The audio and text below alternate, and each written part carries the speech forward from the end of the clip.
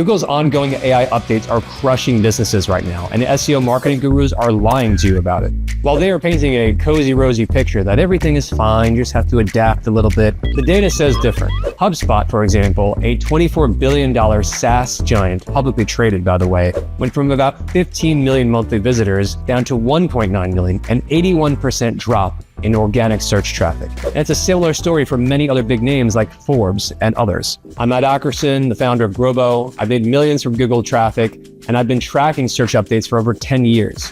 And what I'm seeing in the data is an extinction level event for tens of thousands of businesses. The 3 AI changes that Google made aren't just killing the traffic that fuels your sales funnel. They are rewiring how customers find business and do business online. And there's one upcoming change that will make it 10 times worse. But do not fear, dear viewer. By the end of this video, you will feel empowered. You'll know the reality of what's happening, which businesses are already dead but don't know it yet, and the specific steps you can take to survive and thrive with what's coming. So let's look at the story of Chegg, the canary in the coal mine. The year is 2021. Chegg, in terms of its stock price, market capitalization, is a $12 billion company, the king of online education. But their business model is built on one key assumption, that students will always Google for homework help, or help with their papers, their thesis, or whatever they should actually just be doing on their own. But then ChatGPT comes along in November of 2022. It launches, and Chegg execs laugh it off.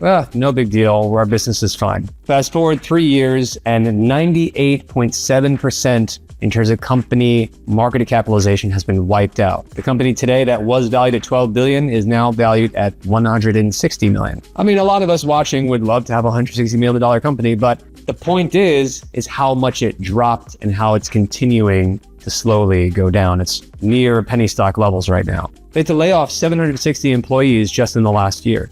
And the CEO, he was forced to admit ChatGPT and Google's AI overviews has more or less killed our business. The brutal truth of it all is that students didn't stop needing help with their homework and papers. They just changed the way that they sought and got information online. Chegg, you see, had this massive content library, but it just became worthless overnight when you could just type in a question to an AI bot like ChatGPT. And now Google, with Gemini and also search overviews, and get a custom answer based on what you asked and how you asked it. I mean, who wants to go and peruse through a database of content when you could just get an instant answer completely custom tailored to you just by typing into a chatbot? You don't need it. So that traffic tap is probably turned off forever. And while your business model is very different from Chegg probably, if it can happen to a $12 billion company, and it's happening right now to many other big names as we'll see in a second, chances are that it is already happening to you. And many of the people watching this video along with you, you're probably already seeing your traffic drop. And here's what the data says. As we already said in the introduction, HubSpot, a $24 billion publicly traded company, saw an 81% drop in traffic according to Ahrefs. Forbes, another big name, saw a 70% visibility loss according to getpassionfruit.com. My business, Grobo, over the past 2 years, we've seen our search traffic just absolutely plummet by more than 85%. And we had 40,000 unique visitors down to 5,000 now. And it's not for lack of trying. We've written hundreds of high quality articles with, all the EAT that you can possibly have in there. EAT standing for experience, authority, trust. Also hardest hit, fashion, travel, do it yourself, cooking, any website or business that falls into that category, typically seeing around a 65 to 70% drop in traffic right now from search, according to eWeek. Now you might be thinking, like many others, I guess we'll just move our SEO budget over to pay-per-click management, to continue to appear at the top of Google search. We'll just pay for that to happen on a per-click basis. But once again, you and hundreds of thousands of other businesses all over the world are thinking the exact same thing. And this is driving click rates up a lot. So for example, just in the last several months, real estate cost per click has gone up by 35.5%, according to ppchero.com. Retail CPC has gone up by 20%, according to WordStream. For personal injury attorneys, theirs has skyrocketed nearly 600% since 2021, according to webfx.com. And as I'll expand upon at the end of this video, we have also seen the cost per click and the cost per 1,000 impressions rise when using meta ads by 50 to 200% in just a matter of 30 days. Okay, so that sounds like a lot of bad news, but let's try to understand what the causes are before we get into possible solutions. So there are three big changes that have caused all of this.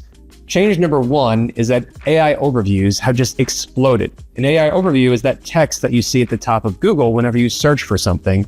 And instead of having to actually click through to the various websites, Google just nicely summarizes the answer for you right there from, the websites so that you don't have to click through. And according to SEMrush, who analyzed 10 million keywords for a recent report on this, in January of 2025, 6.5% of keywords were showing AI overviews at the top search results. Compared to March, just 2 months later, it was up to 13%. Then 2 months later, in May, it was up to 20%. And for me personally, whenever I run a Google search, it is 80% of the time at least that I see the AI overview at the top of search results. So when does the AI overview actually happen? Well, 88% of the time, it's being shown when someone searches for informational content. And when the AI overview is actually showing, the click-through rate drops by 70%. According to SEMrush. This is leading to more and more what's called zero-click searches, something we'll touch upon in more detail in a second. The second AI update that's just changing the game right now is Google's December 2024 update that is part of Google's overall war on content forms, which is in turn also killing legitimate businesses as well. So for example, even if you had quality content on your website that you invested time in, much like we did, had over 500 articles published, many of them very well maintained, ranking well, overnight, traffic just falls right off because for some reason they think, AI somehow may have been involved in writing this, I guess, even though there's plenty of heat within the actual content of the article. And if you're like us, you might think, Google is using AI to their advantage and our traffic has gone down a little bit. At the time, it's just a little bit. Let's respond to this by actually just increasing the volume of content and we'll just use AI for that. So fight fire with fire, right? Well, we increased our content production by about 5x, publishing 1 to 2 articles per day, and we saw near zero results. So didn't work out. You can't fight fire with fire, unfortunately, in this circumstance. And the third change is the rise in zero-click searches, which is a direct result of Google keeping users on Google within the Google ecosystem. Part of the rationale for this likely has to do with the fact that in order for them to compete with ChatGPT, which they have seen for the last few years as an existential threat to their business, they need to keep them on Google because this is the future of what is coming in terms of, AI mode, which we'll talk about coming up. It's changing how people search and gather information forever. But in terms of zero-click acceleration, according to Search Engine Land, in March of 2024, there was, on average, 24% of all searches resulted in zero clicks. A year later, that has risen to 27%. And is expected to continue to rise. And once again, the definition of a zero-click search is exactly what it sounds like. You search for something and you as a user or whoever it is just does not click through because you got the information you need, hopefully, and you left. The story, though, according to SimilarWeb, is much more severe, though, if you are in the news business. When it comes to news, zero-click search was down around 50-ish%, but has risen to nearly 70% year over year. With mobile, it's currently pushing 75%. So you might wonder, where does ChatGPT factor into this? Because obviously ChatGPT is a direct competitor now to Google. Google sees them as a threat. Well, 9% is the market share that they have currently in terms of the overall search big picture versus Google's 80+%. So 9% is still pretty substantial, especially for the short amount of time that they've been around. And on ChatGPT, users do click through about 2.3 times more often compared to Google. However, 64% of all of the clicks happening on ChatGPT are only going to a small group of domains, 120 domains. Just because of how their algorithm works, they're just favoring certain websites, 120 of them. So the question is, what's coming next and what can we do about it to survive and thrive? Well, the potential 10x worse future is what seems at the moment inevitable, which is that zero clicks will continue to rise. They're going to be cracking probably 70% for news, for instance. It's predicted by the end of 2025, and they'll probably exceed 30% in the near future as well overall. Further, full AI mode is going to continue rolling out. Google is looking to keep users within its ecosystem once again, because that's how it's ultimately going to compete with ChatGPT and then sell ads on top of it or some sort of premium subscription as well. The way that they are going about it, though, is pretty smart overall. They're not really changing the search experience. They're bringing the benefits of AI into search, but over time, they are going to gradually, and have already started to move users into using full AI mode. Just the other day, when something updated on my phone, I used my thumb to actually, click to tap where I normally tap to search for something. My thumb inadvertently hit a new icon for AI search mode, and AI search mode popped up. Now, I can guarantee you that the positioning of that icon is intentional, so that probably the same thing is happening to many millions of users all over the world. Because again, it's about a gradual move towards, okay, it's, I don't want to use too dramatic of an analogy, but it's like the slow boil. You put the frog in the pot and you warm up the water, and it slow boils, and it doesn't even realize it's being boiled to death until it's too late. So there are silver linings to this that are happening in terms of this tectonic shift that has been underway and is only accelerating. So a few opportunity gaps exist. Commercial and transactional keywords, AI overviews only show about 10% of the time for those types of searches. So if you're optimizing and creating content and landing pages that are targeting keywords that are at the bottom of your funnel, you can still do pretty well because AI overviews are much less likely to show for those keywords. Part of the reasoning for that is that Google, once again, just wants to give users the best experience. And users don't necessarily want information summarized for them if they're looking to buy something. They're looking to transact, so they need to actually go to a business or businesses' websites. In the case of e-commerce, it's a 4% show rate for AI overviews. Real estate, apparel, dining, sports, and fitness are also considered more or less safe zones to still get some organic search traffic, because AI overviews just aren't showing as much for those either. Further, tutorial videos and visual content. AI is not very good at generating this yet, and at most in ChatGPT, for example, you might see it actually featuring some images in sort of like a Google Images format. It's not very relevant, it's not very good. So if your content is actually, for example, with Grobo, where we have a lot of diagrams, when we talk about funnels on different various blog articles, blog posts, people are incentivized to click through to actually get the benefit of seeing those diagrams in context so that it all makes sense, and that it's actually more of a visual teaching as a result. So you can gain clicks from tutorials and visual content like that. So one of the key things that I want you to take away from this in terms of solutions going forward and how to win is that platform diversified brands are winning because they are not Google dependent. They are going omni-channel.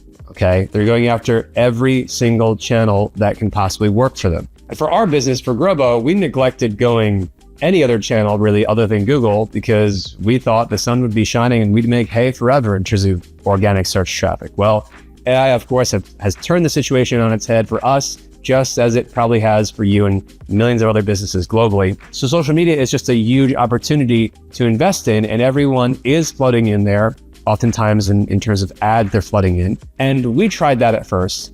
We paid for meta ads, but over the course of 30 days, perhaps because so many people are actually flooding in, we saw the cost per click and the CPMs rise between 50 to 200%. So basically tripling. And I'm sure that we're going to get back to that as a paid acquisition channel in the near future. However, what we've seen to work way better is to invest in just organic social media traffic campaigns. And if you're still skeptical, as I was for the longest time, that social was worth investing in, well, TikTok, for example, helped small and medium-sized businesses generate $14.7 billion in revenue in 2024, according to a research report from Social Pilot. Businesses posting weekly, just 30 to 60 second videos, had 3 times more engagement. So posting regularly, in other words, helps you to gain awareness and engagement in terms of likes and shares. And again, in terms of like the hard nitty-gritty stuff of business, you might say, well, what the hell do I care about likes and shares, right? Especially if you're new to social media. The fact is that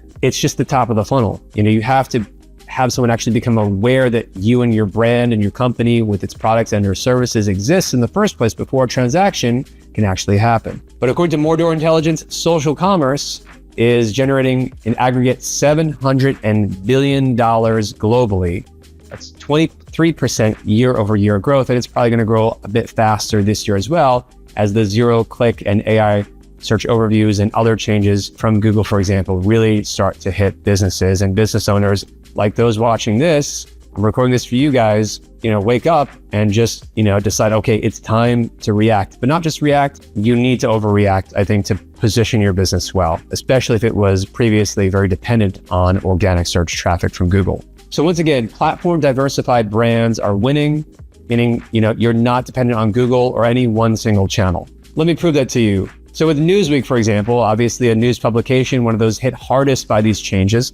The problem being, they lost a huge chunk of their referral traffic coming from Google after the 2024 updates. The action they took was to expand their Reddit strategy from just one person posting on there occasionally to 3 staffers posting on 10 subreddits 10 times per day and building relationships with moderators. The result was that they saw their Reddit traffic grow from about 200,000 page views per month in 2023 to 2 to 4 million per month in 2025, hitting 36 million views in 1 year and making up to 20% of their overall site traffic. Here's another case study example. Their problem was, after Google's helpful content update, their traffic was cut from about 11 million unique visitors per month down to a fraction of that, about 1 million visitors per month. But they decided that they were going to build new Facebook pages in multiple niches and start experimenting. And they put a little bit of marketing budget to just promote the visibility of their posts, about $3 per day in ads to just generate more impressions. And for the content they actually published on these pages, they reused old SEO content in viral formats. And they use a third-party tool called Infinity Engager to boost engagement even more. Basically, people would comment, and then this would actually just reply back to them within a timely fashion. The result was that the multiple pages that they created across multiple different niches, like just very wide variety, from everything from celebrities to the weather, grew from 0 to 20 to 40,000 followers in weeks, driving millions of impressions. And one of the pages earned $8,000 from Facebook's bonus program in a matter of days. The overall result was that diversified traffic streams from social helped stabilize their revenue. Another well-known brand name, the New York Times, they had the same exact problem: SEO volatility, AR overviews making Google traffic just less reliable. One of the key actions that they took that I think is noteworthy is they focused on growing their newsletters and expanded their YouTube video output. Although they didn't share exact numbers, they did say that newsletters became a very meaningful share of their overall traffic after they did this. Their YouTube content also helped offset SEO declines. And finally, and I'll give you the final example, which is from our own company, Grovo. After we saw just a huge loss over the last 2 years of all this organic traffic that we had earned by building up this arsenal of just high quality 500 plus articles where we were ranking really well for terms like sales funnels and examples of high ticket sales funnels, things like this, and traffic declined over 85%, we had to adjust. So we went social, we've gone omni-channel, we're publishing across the YouTube, LinkedIn, Facebook, and many other channels. And our strategy has really just been twofold. Number one, it's the messages to the edges strategy, which is, just go where the customers are, because chances are your customers are on YouTube or LinkedIn, TikTok, Instagram. And what we would do is we would take a video like this, if you're watching this on YouTube, and we would repurpose it into an article that we could still send to our email list, into an article that we'd publish on the blog. Maybe we get a little bit of incremental SEO traffic from Google and other search engines. But then we would cut it up into social media posts and also make clips and reels from it. And the result is that, we turn one piece of content and we syndicate it across 8+ different channels. So we're not assuming anymore that people are going to come to our website and, find us through Google and just read the blog article like they did in the past. Instead, we are just adapting to, what's the format and the style that's going to work best on each of these platforms, and then syndicate out the core of that content, whether it be quotes or short clips, for example. And the second strategy is the every post rule. Each post, you want to think of it basically like a mini landing page, and every landing page, as you know, has a single conversion goal, to make a sale, to get an email opt-in, whatever it might be. When you think about the every post rule, you can think about it as what we used to call the every page rule. Again, every page on your website, think of it like a landing page, including your blog articles. Basically, in that case, you're treating a blog article like, this is an opportunity to convert someone into an email subscriber, for example. So you'd have multiple calls to action, multiple email opt-ins, for example. We might even be A/B testing different little changes here and there in terms of the design. Or your goal with social media posts, for example, is you don't just want to convert the human, you want to be converting the algorithm. You want to convert the algorithm because the algorithm essentially is the audience. The algorithm is what decides, as the gatekeeper,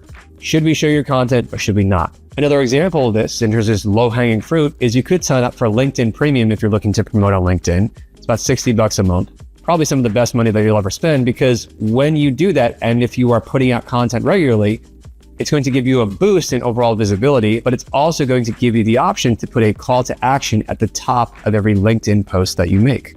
This can be a link to your website or to your newsletter, for example. And it's similar on YouTube, where you can have a call to action in the description of your YouTube videos. So speaking of the every post rule and driving more conversions, if, for example, your traffic has been cut in half, you can fix that by increasing your conversion rate. And that's where our free sales funnel checklist can help you. It can help you analyze how your funnel is currently constructed and what pieces might be missing, so that you can adapt to this change and you can still continue to grow as zero clicks accelerate and as AI search overviews become more prevalent. So I encourage you in the description to download the sales funnel checklist. It's completely free. And if you found this valuable, subscribe to the channel, give it a thumbs up, share it with one person who you think might also find it valuable. But I encourage you to diversify now. Start going omni-channel, okay? Just what are the top 2 to 3 platforms for where your customers are, where you are confident they are, based on whether you are B2B or B2C.